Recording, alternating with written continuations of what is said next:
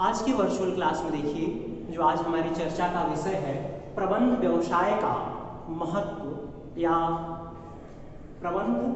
व्यवसाय प्रबंध का महत्व, ठीक है। या अन्य शब्दों में हम कहें तो भारत में व्यवसाय प्रबंध की आवश्यकता या महत्व पे हम चर्चा करेंगे, ठीक है।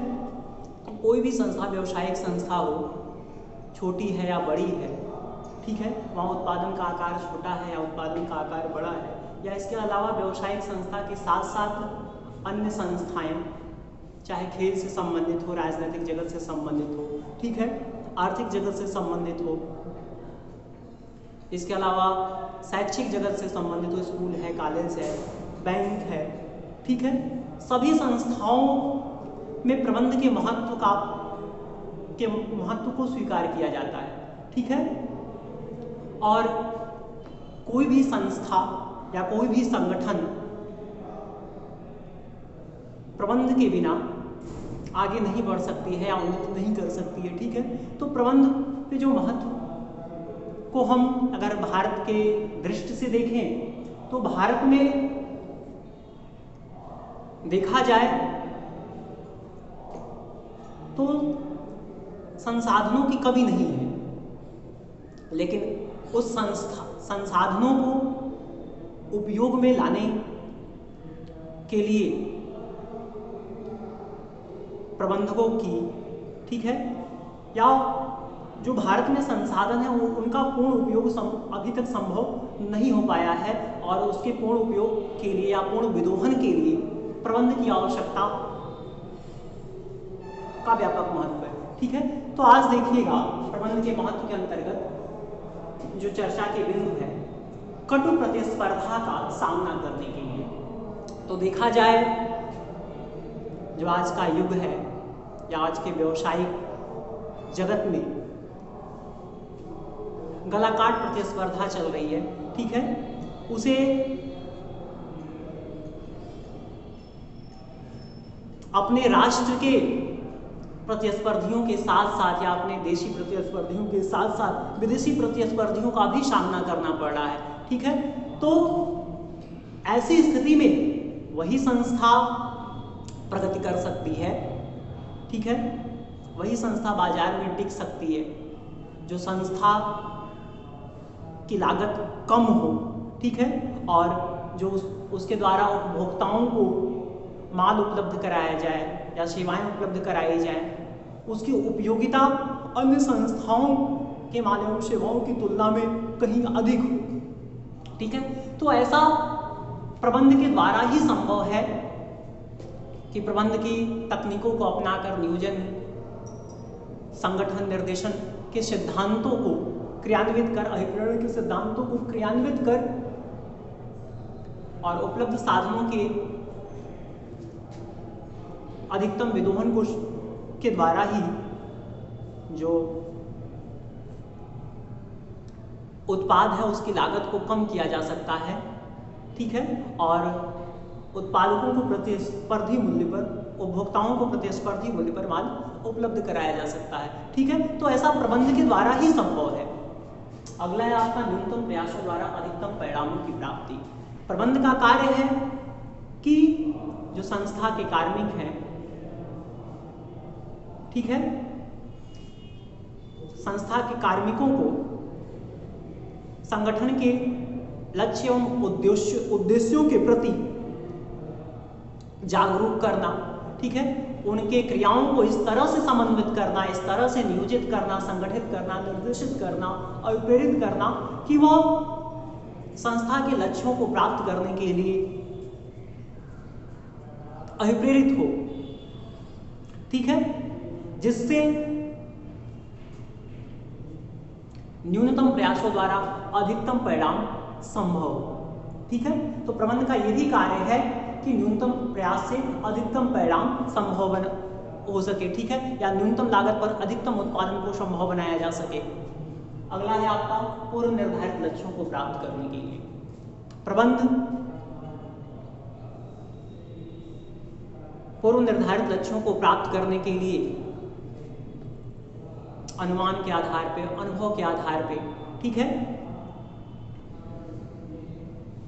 नीतियों का निर्धारण करता है, ठीक है, उद्देश्यों का निर्धारण करता है और उसको पूरा करने के लिए प्रयास करता है या अपने लक्ष्यों उद्देश्यों को ध्यान में रखकर वह संगठन के कार्मिकों को निर्देशित करता है। ठीक है, आगे देखिएगा, उत्पादन के विभिन्न साधनों में समन्वय स्थापित करने के लिए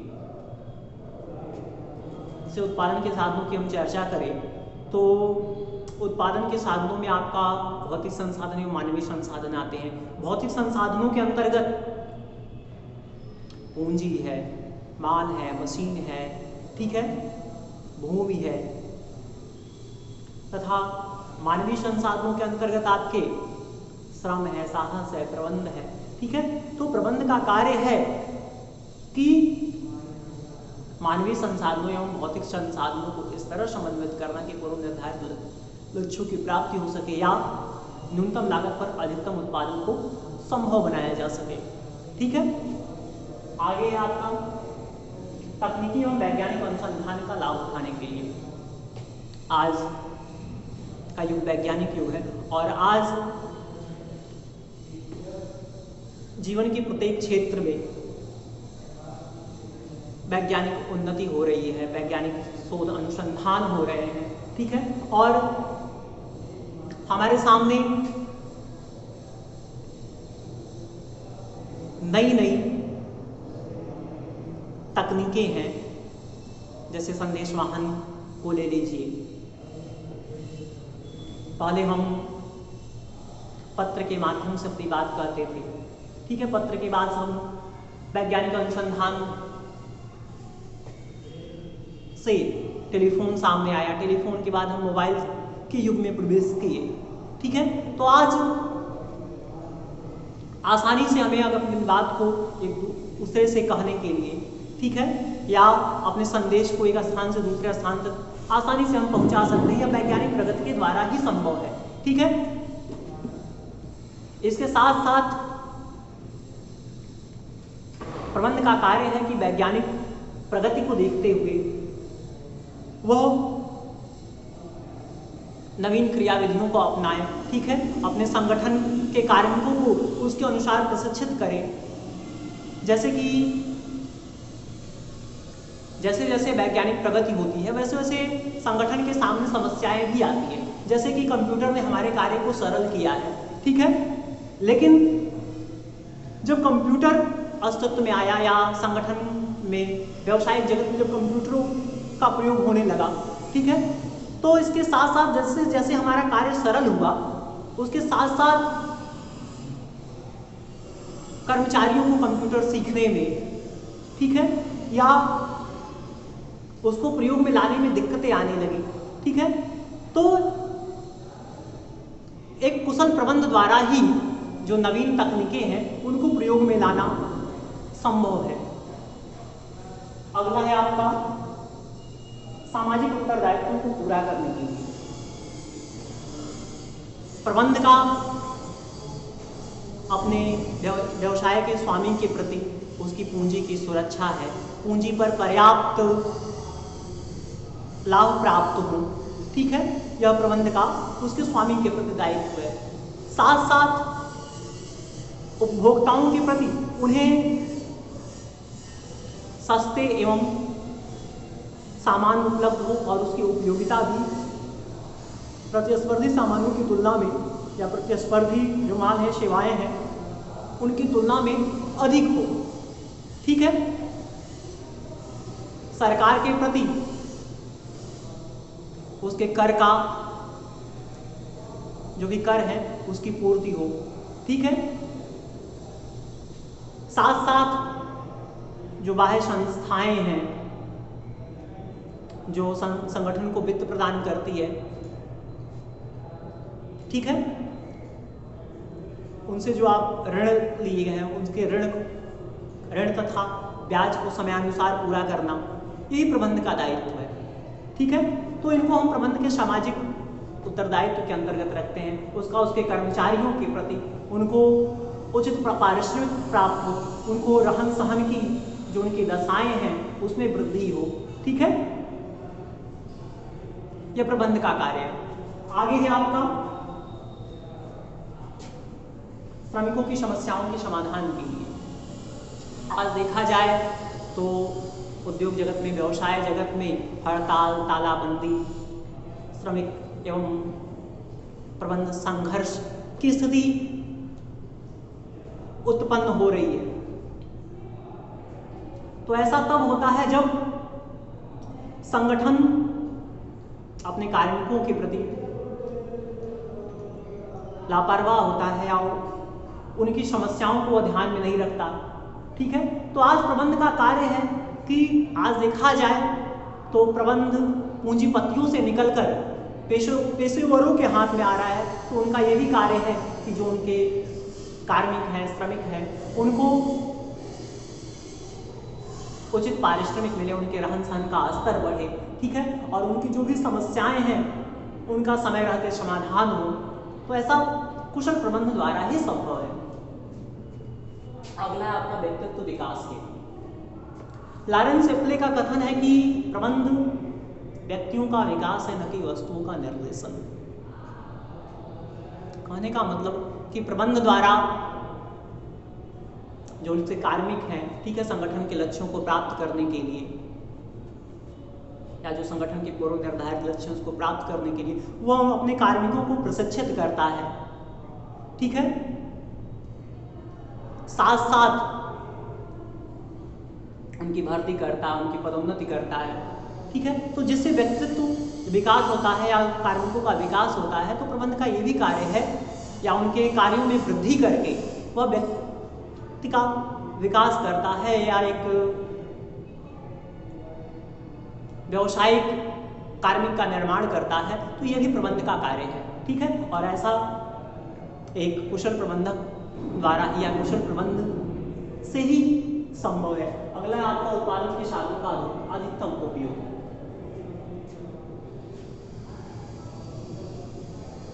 भारत जैसे देश में देखा जाए, आज हमारा भारत देश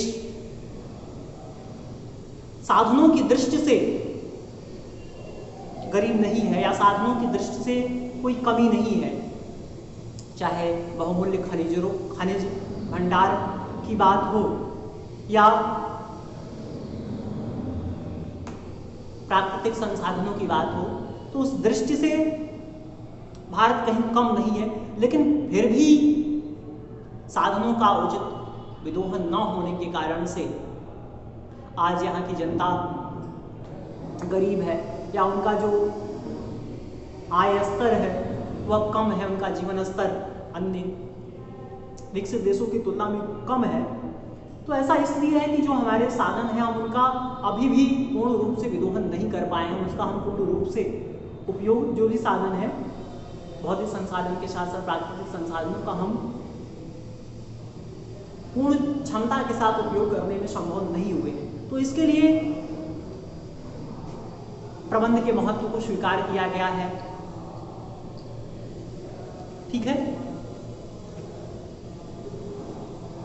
आगे है आपका उद्देश्यों और नीतियों का या बड़े पैमाने पर उत्पादन।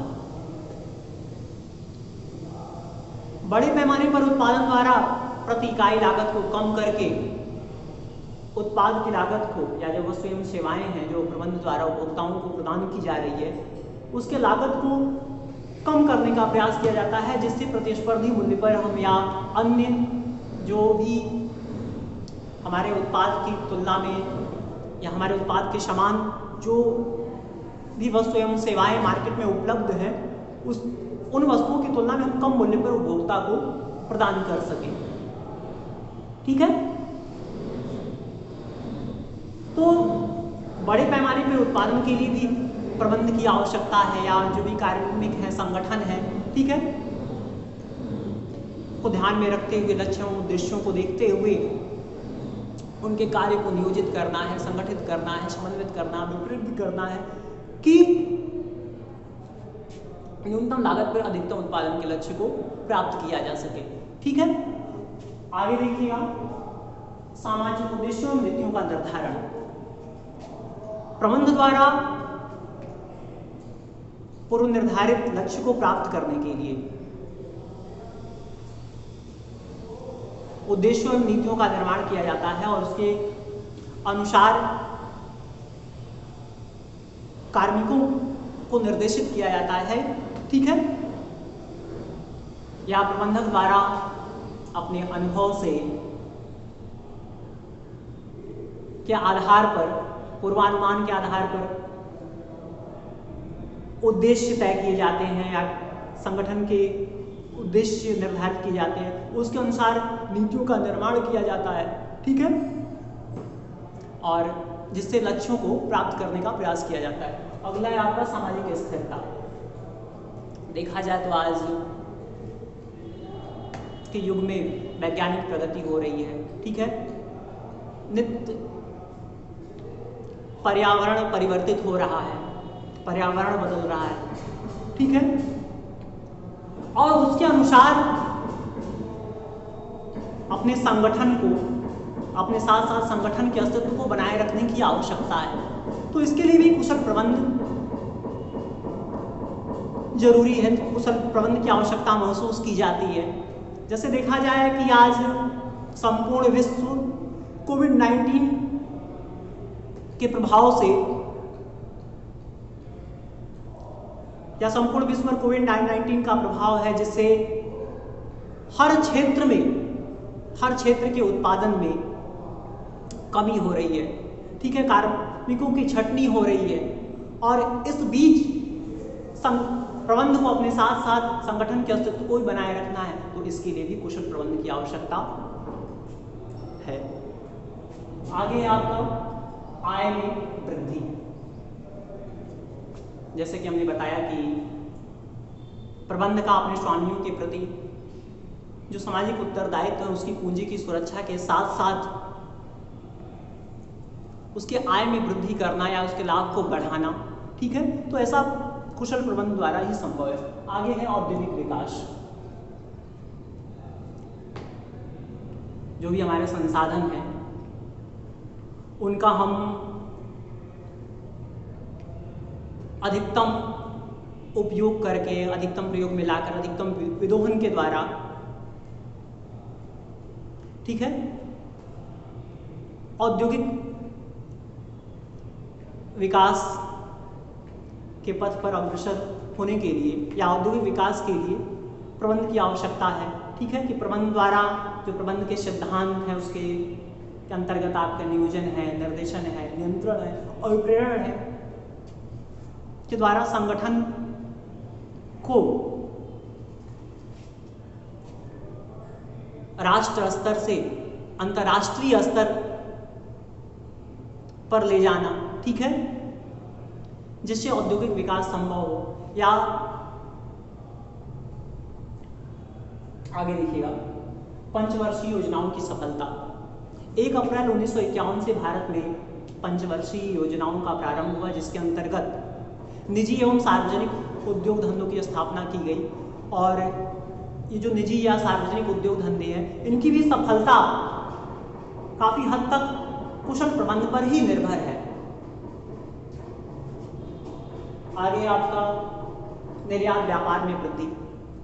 जैसे कि अभी हमने बताया कि प्रबंध का कार्य साधनों का अधिकतम उपयोग करना या बड़े पैमाने पर उत्पादन करके प्रति इकाई लागत को कम करना, जिससे उत्पादन की लागत कम हो। ठीक है, और हम उसका अधिक से अधिक निर्यात कर सकें। ठीक है, तो ऐसा भी कुशल प्रबंध द्वारा ही संभव है। आगे आपका रोजगार में वृद्धि। प्रबंध का कार्य है कि जनता को या लोगों को रोजगार के साधन उपलब्ध कराए। ठीक है, उनके आय में वृद्धि हो। ठीक है, या इस तरह से वह संगठन को उन्नति की ओर प्रदान करेगी, संगठन राष्ट्र स्तर से अंतर्राष्ट्रीय स्तर तक प्रगति करे, जिससे रोजगार के अवसर उपलब्ध हो। ठीक है, आगे आपका प्राकृतिक साधनों का विदोहन, जिसकी चर्चा भी हम करीब करीब हो चुकी है कि प्रबंध का कार्य है जो भी हमारे उपलब्ध साधन हैं उनका हम अधिकतम उपयोग करें, ठीक है, और जिससे हम प्रति इकाई लागत को कम करके अपने उत्पादन को बढ़ाने का प्रयास करें या उत्पादन को प्रतिस्पर्धी मूल्य पर बाजार में उपलब्ध कराएं, उपभोक्ताओं को संतुष्ट करें, ठीक है। आगे देखिएगा, समाजवादी समाज की स्थापना। तो आज देखा जाए प्रबंध पूंजीपतियों के हाथ से निकलकर पेशेवर व्यक्तियों के हाथ में प्रवेश कर रहा है, तो इनका जो सामाजिक उत्तरदायित्व है या इनके द्वारा जो हमारे देश में वर्ग संघर्ष की स्थिति पैदा होती है, गरीब अमीर वर्ग पैदा हो रहे हैं, पूंजीपति अमीर होते जा रहे हैं, गरीब रह जा रहा है, ठीक है। तो इसका काम है कि जो इनके कार्मिक हैं उनको वह उचित पारिश्रमिक के साथ साथ उनके रहन सहन के स्तर को उच्च करने का प्रयास करे, ठीक है। तो जिससे जो अमीर और गरीब वर्ग की एक खाई है उसको पाटने का प्रयास किया जाए, यह भी कार्य प्रबंध का है। आगे, प्रतिकूल भुगतान संतुलन ठीक करने के लिए। तो आज देखा जाए तो हमारे देश में निर्यात एवं आयात का मतलब होता है कि बाहर से वस्तुओं को मंगाना, और निर्यात अपने देश से वस्तुओं को बाहर भेजना या विदेश में वस्तुओं को भेजना, ठीक है। तो प्रबंध का कार्य है कि आयात को कम करने का प्रयास किया जाए और निर्यात को बढ़ाने का प्रयास किया जाए, जिससे भुगतान संतुलन ठीक हो, ठीक है। तो आज के लिए बस इतना ही, शेष